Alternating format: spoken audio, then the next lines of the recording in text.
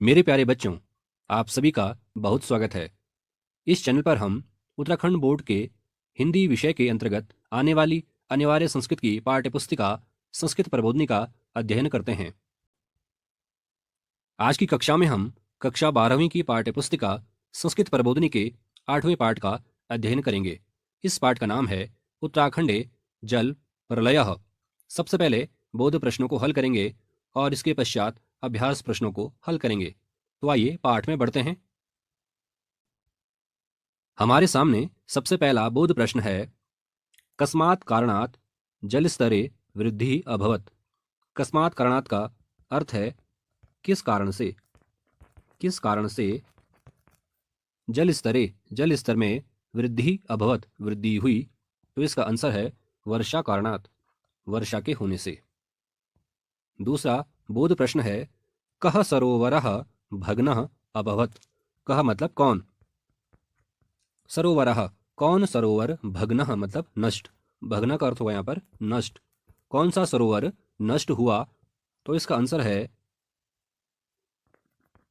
चौराबाड़ी, चौराबाड़ी सरोवरः। इसका दूसरा नाम है गांधी सरोवरः, गांधी सरोवरः। तो इसका आंसर होगा चौराबाड़ी सरोवरः या गांधी सरोवरः। अगला क्वेश्चन है, भूस्खलनेन कस्य अवरोधः जातः। भूस्खलन से किसका, कस्य मीन्स किसका, किसका अवरोध हुआ, अर्थात क्या बाधित हुआ। तो इसका उत्तर होगा मार्गस्य, मार्गस्य। भूस्खलनेन मार्गस्य अवरोधः जातः। अगला क्वेश्चन है, कति जनाः अकाल काल कवलिताः जाताः। कति का अर्थ है कितने, कति मीन्स कितने, जनाः मतलब लोग, अकाल काल कवलिताः अर्थात असमय ही मृत्यु को प्राप्त हुए। कितने लोग असमय ही, समय से पहले ही मृत्यु को प्राप्त हुए। तो इसका उत्तर होगा पंचसहस्र जनाः, पंचसहस्र जनाः अकाल काल कवलिताः जाताः। पंच का अर्थ है 5 और सहस्र का अर्थ है 1000। तो होगा 5000 लोग असमय ही मृत्यु को प्राप्त हुए। इसमें लास्ट क्वेश्चन है, कति जनाः प्रभाविताः। कति मतलब कितने। तो इसका हिंदी अर्थ है कितने लोग प्रभावित हुए। तो इसका आंसर है लक्षाधिकाः, लक्षाधिकाः जनाः प्रभाविताः। लक्षाधिका का अर्थ होता है लाख से अधिक, लाख से अधिक, लक्षाधिकाः। आगे बढ़ेंगे। अगला बोध प्रश्न है, जनाः कुत्र पतिता। कुत्र मतलब कहाँ, जना मीन्स लोग, लोग कहाँ गिरे, पतिता मीन्स गिरे। तो इसका उत्तर है प्रवाहे मतलब बहाव में, बहाव में। अगला बोध प्रश्न है, हे देव इति संबोधनम कस्य कृते। इसका हिंदी अर्थ है हे देव, यह संबोधन किसके लिए किया गया है, किसके लिए प्रयोग किया गया है। तो इसका उत्तर होगा महादेवस्य कृते, ब्रैकेट में लिख सकते हैं विश्वनाथस्य, विश्वनाथस्य।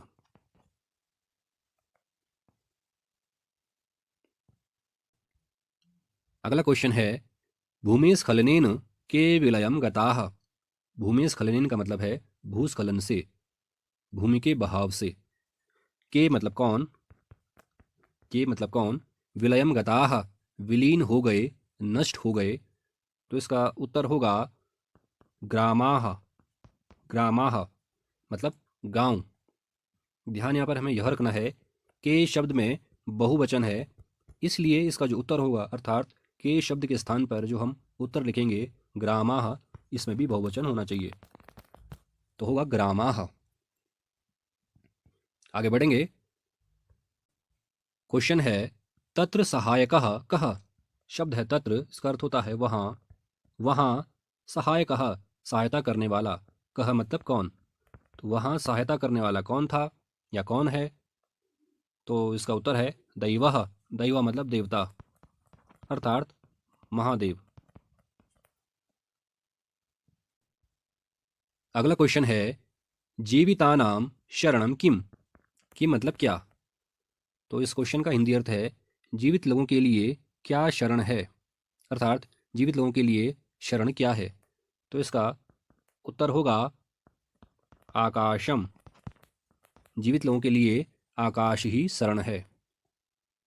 अगला क्वेश्चन है कह मार्गम न जहाति। कह मतलब कौन, मार्गम न जहाति, जहाति मतलब छोड़ता है, छोड़ता है।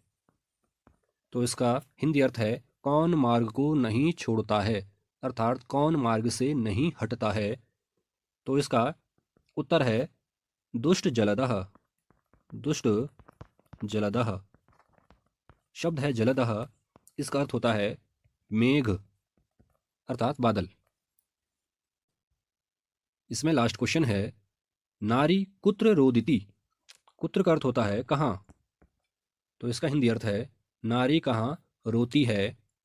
तो इसका आंसर होगा क्वचित गिरो।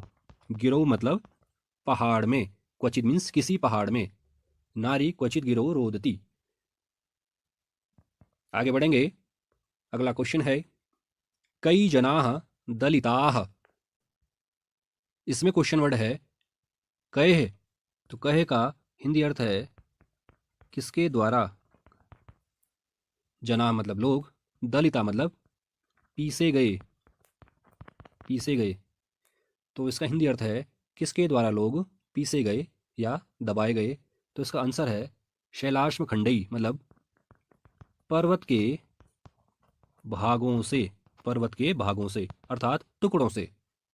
तो जब ऊपर से पर्वत के टुकड़े गिरने लगे, पहाड़ के भाग गिरने लगे तो लोग दब गए, ये इसका मीनिंग है। अगला क्वेश्चन है जनाः कुत्र पतिताः। जनाः कुत्र पतिताः। कुत्र का अर्थ होता है कहाँ, इसका हिंदी अर्थ है लोग कहाँ गिरे। तो इसका आंसर होगा नदी प्रवाहे। नदी प्रवाहे मतलब नदी के बहाव में। अगला क्वेश्चन है कस्य विलासिता नास्ति तत्र।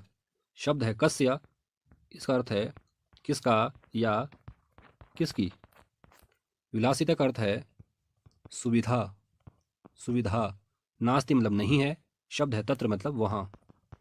तो इसका हिंदी अर्थ है वहाँ किसकी सुविधा नहीं है। तो इसका आंसर होगा दूरभाषस्य। दूरभाषस्य मतलब फ़ोन की सुविधा नहीं थी, मोबाइल की सुविधा नहीं थी, फ़ोन करने की सुविधा नहीं थी। आगे बढ़ेंगे। अगला क्वेश्चन है का उत्पाटिता। का मतलब कौन, उत्पाटिता का मतलब है उजाड़ी गई, उजाड़ी गई। तो इसका आंसर है वसति ही। वसति का मतलब बस्ती, वसति का मतलब बस्ती, बस्ती उजाड़ी गई। अगला क्वेश्चन है केशाम पितरः हता। केशाम किनके या किसके, किनके या किसके, किनके माता पिता मारे गए। तो इसका उत्तर है शिशु नाम, बच्चों के, शिशु नाम, बच्चों के माता पिता हता मारे गए। अगला क्वेश्चन है पुण्य भाजः के मतलब कौन, कौन पुण्य के भागी हैं। तो इसका आंसर होगा ये वियोग वज्रात वंचिता। जो लोग वियोग के वज्र से वंचित हैं वे पुण्य भागी हैं, पुण्य के भागी हैं। अब हम बात करेंगे संपूर्ण पाठ पर आधारित अभ्यास प्रश्नों की, जिसमें सबसे पहला क्वेश्चन है एक पदेन उत्तरत, अर्थात एक पद में उत्तर दीजिए। इसमें पहला क्वेश्चन है चौराबाड़ी सरोवरः कुत्र स्थितः। कुत्र मीन्स कहाँ। तो इस क्वेश्चन का हिंदी अर्थ है चौराबाड़ी सरोवर कहाँ स्थित है। तो इसका आंसर है केदारनाथ मंदिरस्योपरि। केदारनाथ मंदिर के ऊपर। सेकंड क्वेश्चन है वृष्टिः इति कस्य पदस्य पर्यायपदम वर्तते। वृष्टिः किस पद का पर्याय पद है। कस्य मतलब किस पद का। तो इसका आंसर होगा वर्षा। वर्षा वृष्टि का पर्याय पद है वर्षा। अगला क्वेश्चन है महति इति कस्य विशेषणम। महति शब्द किसका विशेषण है, किस पद का विशेषण है। तो इसका उत्तर है क्षति। क्षति महति शब्द क्षति शब्द का विशेषण है। अगला क्वेश्चन है अनेकानि इति कस्य पदस्य विशेषणं वर्तते। अनेकानि शब्द किस पद का विशेषण है। तो इसका उत्तर है दिनानि। अनेकानि शब्द दिनानि शब्द का विशेषण है। आगे बढ़ेंगे। अगला क्वेश्चन है केदार घाटी कुत्र वर्तते। कुत्र मीन्स कहाँ। केदार घाटी कहाँ है, कहाँ स्थित है। तो इसका आंसर हम लिख सकते हैं केदार घाटी उत्तराखंडे वर्तते। केदार घाटी उत्तराखंडे वर्तते। अगला क्वेश्चन है अस्य पाठस्य लेखकः कः। कः मीन्स कौन। तो इसका हिंदी अर्थ है इस पाठ के लेखक कौन हैं। तो उत्तर में लिखेंगे डॉक्टर निरंजन मिश्र। डॉक्टर निरंजन मिश्र। अगला क्वेश्चन है एते श्लोकाः कस्मात् ग्रंथात् उद्धृताः सन्ति। कस्मात् ग्रंथात् का अर्थ है किस ग्रंथ से, किस ग्रंथ से। एते श्लोकाः ये श्लोक किस ग्रंथ से उद्धृताः उद्धृत हैं। तो ग्रंथ का नाम है केदार घाटी। केदार घाटी विधवा बभुआ ये ग्रंथ का नाम है। आगे लिखेंगे काव्यात्। काव्यात् एते श्लोकाः केदार घाटी विधवा बभूव काव्यात् उद्धृताः सन्ति। इसमें लास्ट क्वेश्चन है कस्य पतने नान्ये जनाः हताः। कस्य मतलब किसके, किसके पतनेन अन्ये जनाः हताः। किसके गिरने से, पतनेन मीन्स गिरने से, अन्य अन्ये जनाः और भी लोग, अन्य लोग हताः मारे गए, आहत हुए, हत हुए। तो इसका आंसर होगा शैलाश्म खंड पतनेन। मतलब पर्वत के भाग गिरने से, टुकड़े गिरने से और भी लोग आहत हुए, हत हुए अर्थात मारे गए। आगे बढ़ेंगे। हमारे पास दूसरा प्रश्न है पूर्ण वाक्येन उत्तरत। पूर्ण वाक्य में उत्तर दीजिए। इसमें पहला प्रश्न है जल प्रलये किम किम बभूवा। जल प्रलय में किम किम क्या क्या बभूवा हुआ। जल प्रलय में क्या क्या हुआ। इसके आंसर में हम लिखेंगे जल प्रलये भवनानि विद्यालयाः ग्रामाः पान्थशालाश्च विलुप्ता जाताः। जल प्रलय में भवनानि अनेक भवन, विद्यालयाः अनेक विद्यालय, ग्रामाः अनेक गांव, पान्थशालाश्च और जो पान्थशालाएं थी, धर्मशालाएं थी, वो सभी विलुप्ता जाता विलुप्त हो गई, नष्ट हो गई। इसमें दूसरा प्रश्न है मार्गावरोधे सति जनाः किम चिंतयति स्म। मार्गावरोधे जब सब जगह मार्ग अवरुद्ध हो गए, रास्ते बंद हो गए, जनाः किम तब लोग किम चिंतयति स्म क्या चिंता करते थे, क्या चिंता करते थे। तो इसके आंसर में हम लिखेंगे मार्गावरोधे सति जना स्वगेहे नियंत्रिताः आसन् ते भोज्यं पेयं वस्त्राणांच विषये चिंतयति स्म। मार्गावरोधे सति मार्ग अवरुद्ध हो जाने पर, मार्ग बाधित हो जाने पर, रास्ते बंद हो जाने पर, जनाः लोग, स्वगेहे अपने घर में, अपने अपने घर में, नियंत्रिताः आसन अपने अपने घर में बंद हो गए, कैद हो गए, ते भोज्यम पेयम वस्त्राणांच मतलब ते मतलब वे, भोजन के लिए, पीने की वस्तुओं के लिए और वस्त्रों के विषय में यानी कपड़ों के विषय में चिंतयति स्म सोचने लगे। अगला प्रश्न है कवि ही पुण्यभाजः कान वदति। कवि पुण्यभाजः, पुण्यभाजः मीन्स भाग्यशाली, कान किन को, वदति बोलता है, कवि भाग्यशाली किन लोगों को कहता है। तो उसके आंसर में हम लिखेंगे ये जनाः जल प्रलये मृत्युमुखात् बहिरागताः ते पुण्यभाजः सन्ति।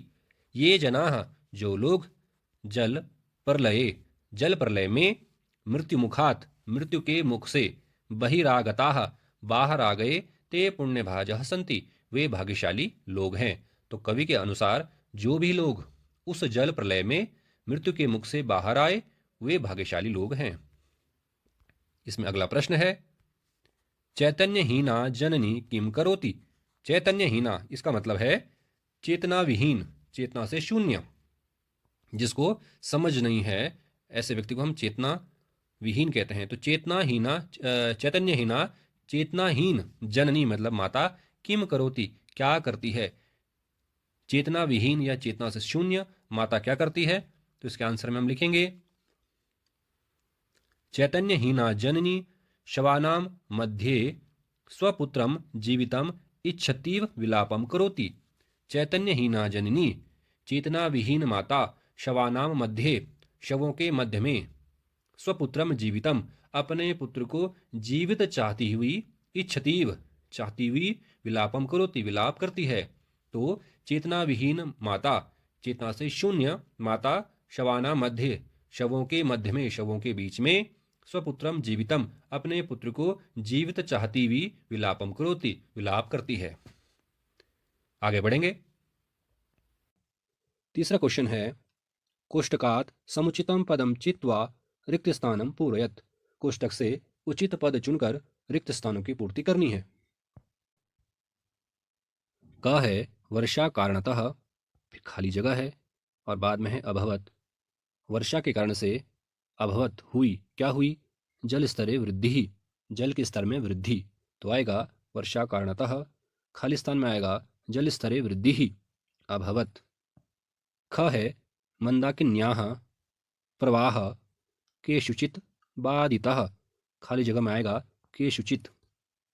ग है जल प्लवनेन, खाली स्थान च मार्गावरोधः जातः, खाली जगह पर आएगा भूस्खलनेन। तो पूरा वाक्य बनेगा जल प्लवनेन भूस्खलनेन च मार्गावरोधः जातः। घ है आकाश एव, खाली स्थान खलु जीवितानां, खाली स्थान में आएगा शरणम। वाक्य बनेगा आकाश एव शरणम खलु जीवितानां। अगला है क्वचित गिरौ रोदिति कापि, खाली स्थान है, खाली स्थान में आएगा नारी। क्वचित गिरौ रोदिति कापि नारी। अगला है तेषामग्रे किम भविष्यति वद, खाली स्थान है, खाली स्थान में आएगा विश्वनाथः। अगला है खाली स्थान पितरः हताः, इसमें आएगा शिशूनाम। पूर्ण वाक्य बनेगा शिशूनाम पितरः हताः। इसमें लास्ट है नदी प्रवाहे पतिताः, खाली स्थान में आएगा जनाः जनाः। आगे बढ़ेंगे। अगला क्वेश्चन है सत्यम असत्यम च चिन्हीकुरुत। जो सही वाक्य है उसके आगे सत्य का चिन्ह लगाना है, सही का चिन्ह लगाना है, और जो असत्य है उसके आगे असत्य का गलत का चिन्ह लगाना है। जैसे कि पहला दिया हुआ है पंचशतम जनाः अकाल काल कवलिताः जाताः।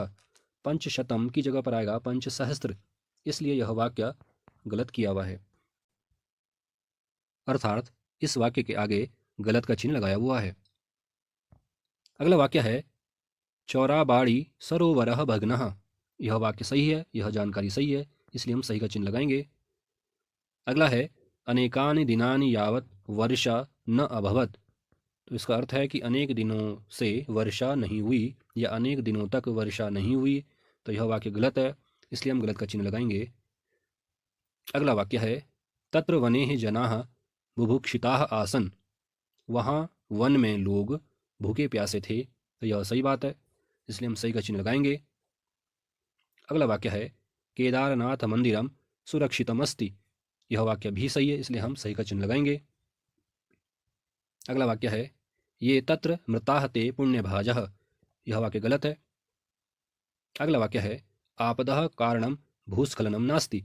यह वाक्य भी गलत है, क्योंकि आपदा का एक कारण भूस्खलन भी था, इसलिए यह वाक्य गलत हो जाएगा। इसमें अंतिम वाक्य है तदा मार्गावरोधो नैव जातः।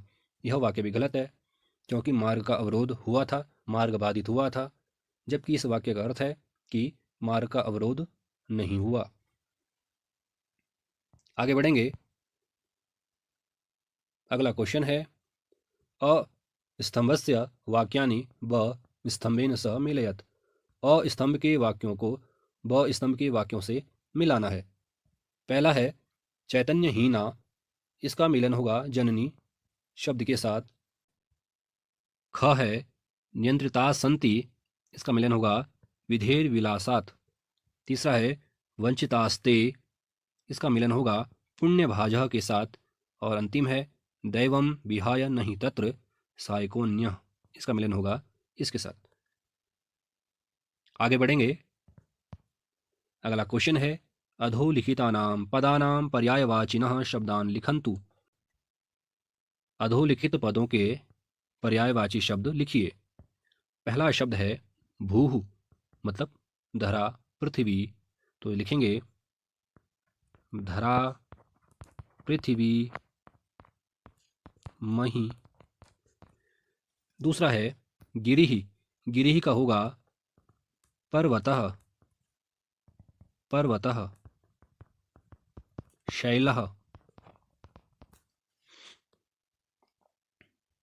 अगला है जलदः, इसका होगा मेघः, वारिदः। अंतिम शब्द है कल्लोलिनी, इसके होंगे नदी, सरिता, तरंगिणी, तरंगिणी। तो ये इसके समानार्थी शब्द हो गए। आगे बढ़ेंगे। अंतिम क्वेश्चन है मंजूषायाम प्रदत्तैः क्रियापदैः वाक्यानि रचयत। मंजूषा में अर्थात पाठ में दिए गए क्रियापदों के माध्यम से वाक्य रचना करनी है। हमारे सामने सबसे पहला क्रियापद है भ्रमति। भ्रमति क्रियापद से वाक्य बन सकता है साधु भ्रमति, साधु भ्रमति, या बालकः भ्रमति। भ्रमति क्रियापद का अर्थ है घूमता है। दूसरा क्रियापद है पतति। पतति मतलब गिरता है।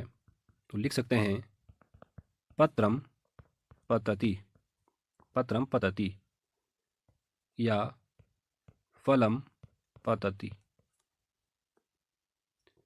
अगला क्रियापद है जहाति। जहाति मतलब छोड़ता है, छोड़ता है। तो लिखेंगे दुष्टः मार्गम न जहाति। दुष्ट मार्ग नहीं छोड़ता है या छोड़ रहा है। अगला क्रियापद है गच्छति। इससे कई वाक्य बन सकते हैं बालकः गच्छति, बालिका गच्छति, सः गच्छति। अगला क्रियापद है प्रवहति। तो इससे वाक्य बन सकता है नदी प्रवहति, मतलब बहती है, नदी बहती है। नदी प्रवहति या वायु प्रवहति। अगला क्रियापद है भवति। भवति मतलब होता है। तो इससे वाक्य बन सकता है प्रातः कालः प्रातः कालः भवति, प्रातःकाल होता है। या सूर्योदयः भवति, सूर्योदय होता है। अगला क्रियापद है पश्यति। पश्यति का अर्थ होता है देखता है। तो इससे वाक्य बन सकते हैं सः पश्यति, बालकः चित्रं पश्यति, पितामहः दूरदर्शनं पश्यति। तो पश्यति क्रियापद से ये वाक्य बन सकते हैं। अंतिम क्रियापद है अस्ति। अस्ति मतलब है। तो इससे वाक्य बन सकते हैं मम पार्श्वे, मेरे पास में, विज्ञान पुस्तकम अस्ति, विज्ञान पुस्तकम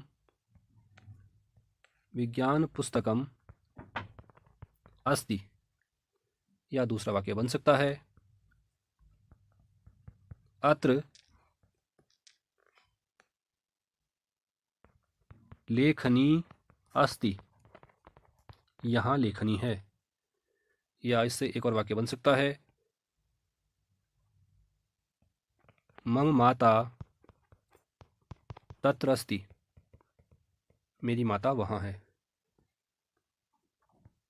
तो इस प्रकार से हमने उत्तराखंडे जल प्रलयः पाठ के बोध प्रश्न और उसके पश्चात अभ्यास प्रश्नों का अध्ययन किया। मुझे उम्मीद है कि आपको यह पाठ अच्छे से समझ में आया होगा।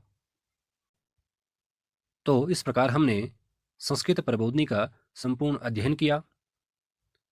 इसके पश्चात हम बोर्ड परीक्षा के लिए महत्वपूर्ण प्रश्नोत्तर, श्लोक, संस्कृत वाक्य रचना, समास, संधि आदि का भी अध्ययन करेंगे। तो आप उन सभी वीडियो का अवलोकन कर लाभ उठा सकते हैं। धन्यवाद।